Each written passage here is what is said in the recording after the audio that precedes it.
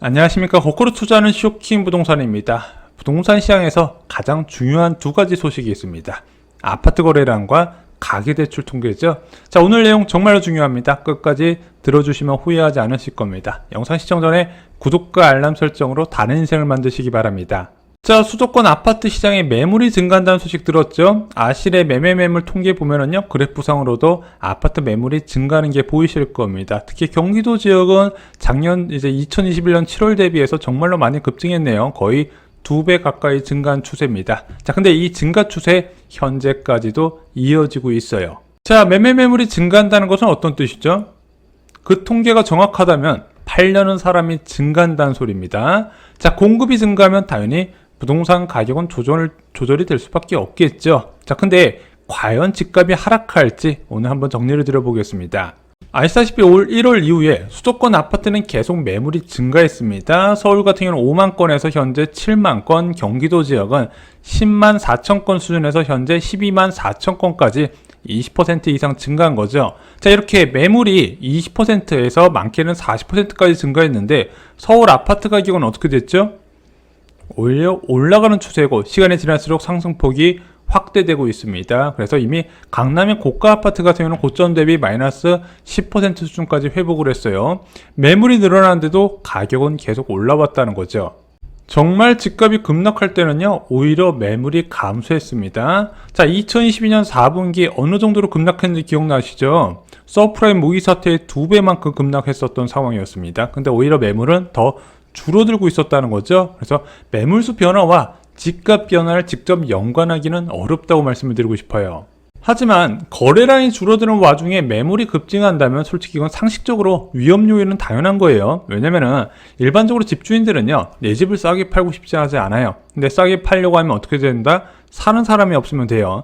매물을 내놓고 6개월 이후부터 매도자는 불안을 느끼고요. 매물을 내놓고 12개월 이후부터는 매도자는 공포를 느끼면서 투매를 하기 시작합니다. 왜냐면 어느 단지든 반드시 팔아야 되는 매물은 존재하거든요. 그래서 이렇게 장기간 매도를 하지 않았음에도 매도가 안 됐음에도 불구하고 반드시 팔아야 되는 매물이 시세를 추락시키는 초급매로 변신한다 말씀드렸습니다. 그럼 현재 매물이 증가하는데 거래량이 어떤지 볼 필요가 있다는 거죠. 자, 9월 위기설, 12월 위기설이 난무하는 부동산 시장, 과연 현재 아파트 거래량을 보면서 그것이 실현 가능성이 있는지 한번 체크를 해보겠습니다. 자, 먼저 7월 아파트 거래량부터 체크를 해볼게요. 서울 아파트 거래량 기준 7월 달에 3,556건이 등록됐습니다. 6월 달에 3,850건이었네요. 6월 대비 7.6% 감소한 것으로 나타났습니다. 자, 근데 이게 지금 1월 달 이후에 계속 증가 추세가 나타나다가 처음으로 감소한 거죠. 여기에 의미 부여해도 될까요? 감소한 건 맞는데 그렇게 큰 폭의 감소는 아닌 것으로 보여집니다. 왜냐면 6월 달에 특수거래 3건에서 215건이 등록됐거든요. 예를 들어 뭐 SH나 LH의 매입 임대주택 같은 거 막 60건씩 80건씩 이렇게 등록되거든요. 그걸 빼고 봤더니 6월 대비 7월 거래량은요, 2.4% 감소한 것으로 나타났습니다. 생각보다 조금 줄어들었다는 거예요.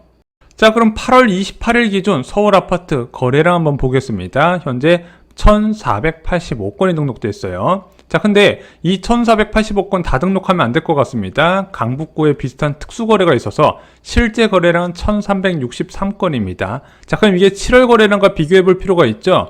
7월 28일 기준 7월 아파트 거래량은 1,551건이었습니다.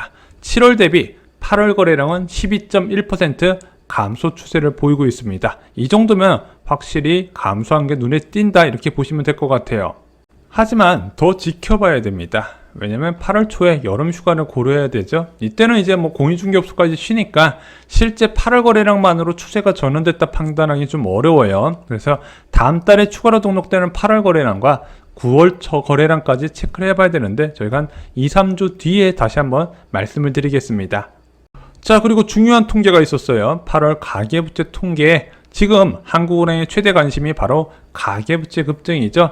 이창용 총재는 조금 결심을 하면서 한국은행 총재가 된 것 같아요. 가계부채는 어떻게 좀 내가 해보겠다. 그래서 지금 한국은행의 통화정책 우선순위는 1위가 물가, 2위가 가계부채, 3위가 경기예요. 경기가 3순위로 밀린 상황입니다.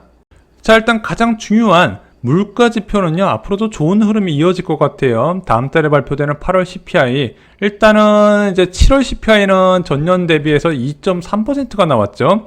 6.3까지 갔다가 2.3까지 떨어졌는데 8월 CPI는 2.7%로 올라갈 것으로 예상이 됩니다. 아니, 물가가 떨어지다가 다시 올라가네? 이건 이제 한국은행에서도 예상을 했던 거예요. 이 추세로 다시 연말까지 3% 내외를 유지할 것이다. 근데 이렇게 물가가 낮아졌다 다시 올라가는 거는 변동성이 큰 식료품하고 에너지 가격 때문이고, 이것을 제외한 근원 물가를 봐야 된다고 이청용 총재가 계속 강조를 했습니다. 그래서 금리 인하의 키포인트는 헤드라인 CPI가 아니라 근원 CPI예요.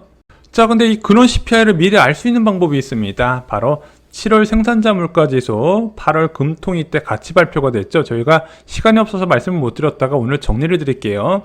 자, 먼저 이 근원 물가의 핵심적인 거 세 가지가 있는데, 첫 번째는 가공식품이고, 두 번째는 서비스, 그 서비스 중에서 외식 서비스와 외식 외 서비스가 있습니다. 이 중 두 가지가 생산자 물가지수에서 나오는데, 먼저 공산품에 포함된 음식용품이 전년 동월 대비 상승률이 6.4에서 4.6으로 뚝 떨어졌습니다. 그리고 음식점 및 숙박업도 6.5% 상승해서 5.7%로 상승폭이 계속 둔화되는 흐름을 이어가고 있습니다. 특히 음식료품이 많이 떨어졌어요. 그래서 8월 근원 물가에 좋은 신호를 보이고 있습니다.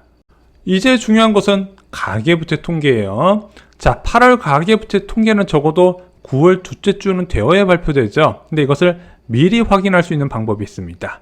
바로 5대 은행 가계대출 현황이에요. 자, 8월 24일까지 집계된 5대 은행의 가계대출 및 주택담보대출 증감 추이, 이게 전월 말 대비해서 비교하는 거거든요.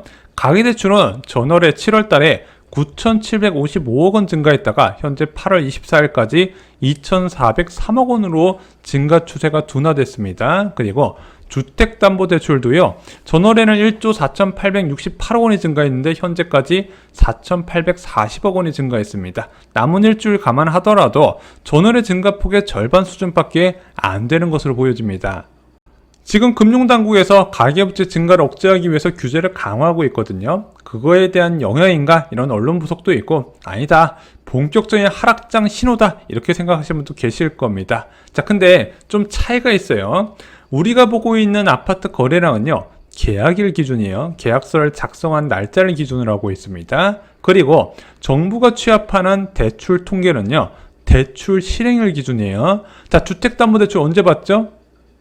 보통 잔금 때 받죠. 근데 계약 후 잔금까지 한 2개월에서 6개월 정도 소요가 됩니다. 그래서 현재 가계부채가 줄어드는 거는 금융당국의 규제 강화랑 좀 밀접하게 연관됐다고 보기는 어렵고요. 그리고 이게 본격적인 하락 신호라고 얘기를 하기는 어려워요. 지금 가계부채 이제 나오는 통계는 보통 4월에서 한 6월 정도에 거래된 내역이다, 이렇게 보시면 될 것 같아요. 아니, 4월부터 6월까지 거래량 줄지 않고 오히려 늘어났는데 왜 대출이 줄었을까? 좀 여러 가지 생각을 할 수 있을 것 같습니다. 첫 번째는 갭 투자자가 유입되었을 가능성. 그래서 실소자가 많이 사다가 이젠 갭 투자자들도 유입돼서 사는데, 갭 투자자들은 그렇게 대출을 많이 안 받거든요. 주택담보대출을 안 받거든요. 그래서 이거에 대한 영향이 있지 않을까 좀 생각할 수 있는 거고, 두 번째는 좀 유력한데요, 집단 대출의 영향입니다. 예를 들어 중도금 대출이나 이주비 대출 같은 거, 특히 요즘 둔촌주공이나 철산자에 같이 굵직굵직한 정비사업장 분양이 많았기 때문에 집단 대출 5개월마다 6개월마다 진행이 되잖아요. 그게 이제 대출이 실행되는 시기에 좀 대출이 많이 잡히는 경우도 있습니다. 마지막으로 5대 은행 통계잖아요. 인터넷 은행으로 대출이 크게 늘어났을 경우에 여기 또 포함이 안 될 수 있습니다. 어찌됐든 가계부채 증가세에 주목하는 한국은행에게는 좀 좋은 소식이 나왔다, 이렇게 말씀을 드립니다. 정부는요, 민간은행의 50년 대출 규제를 또 강화할 것 같습니다. 그래서 어제 나온 기사에서요, 연령 제한 생기면 너희들이 50년 만기 대출 이달에만 2조 원 껑충, 이런 기사가 뜨니까 금융당국에서 5대 은행 현황 점검에 들어갔습니다. 제가 볼 때는 이 50년 만기 대출은요, 연령 제한을 이제 보편화시키거나 또는 판매 중단을 하거나 선택을 할 것으로 보여집니다. 진짜 돈이 되는 부동산 정보를 찾으시나요? 저희가 일반 영상에서는 현재 시장 분석과 거시경제 변수, 정책 변화, 금융시장 상황 등을 요약드리고요. 멤버십 영상에서 실제 돈이 되는 정보 중심으로 다뤄드리고 있습니다. 그래서 호재 지역 급매나 아니면 재개발 투자 정보, 그리고 지금 굉장히 매력적인 아파트 초급매 정보까지 총정리를 해드리고 있습니다. 저희 멤버십 영상에서 만나실 수 있고요. 주 3회 영상 업로드 되고 있습니다. 이미 많은 분들이 도움 받으셨습니다. 이상으로 영상 마치겠습니다. 좋아요, 구독, 공유 꼭 부탁드리겠습니다. 감사합니다.